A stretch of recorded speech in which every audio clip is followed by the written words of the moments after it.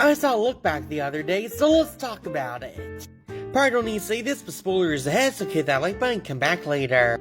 So this might be my brand new favorite anime movie of the year. My favorite character in this film has to be Fujino. I, for one, when watching this movie, related a whole ton to Fujino's character when I first met her in this movie.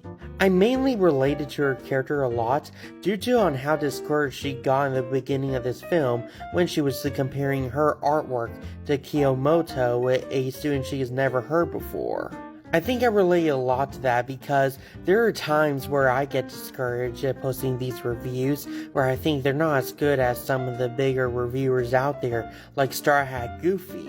The animation in this movie is so beautiful. Like, this is some of the best animation you will see in the entire year.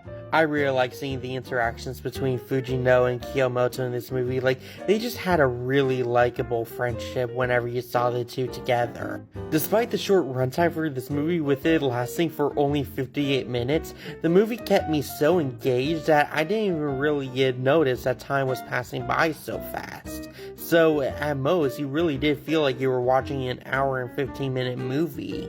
I cried so much while reading the manga to this story, and the movie does a great job on capturing all the same emotions I got when I first read this story.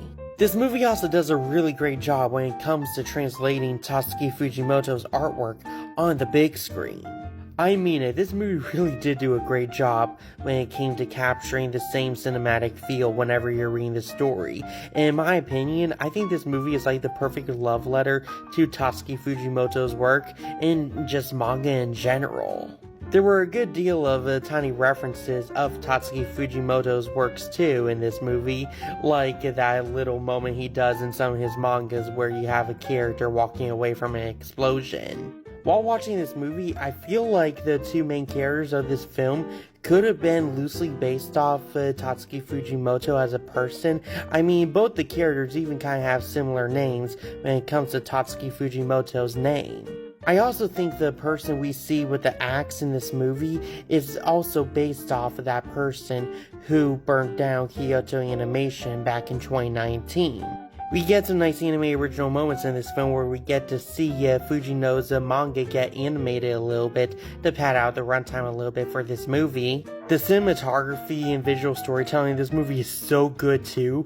Like, there's this one shot that's just stuck in my head right now where we see Fujino realizing just how average her artwork really was, and the camera starts to zoom out of her character as we see the classroom getting more and more students, implying just how small Fujino feels in this moment.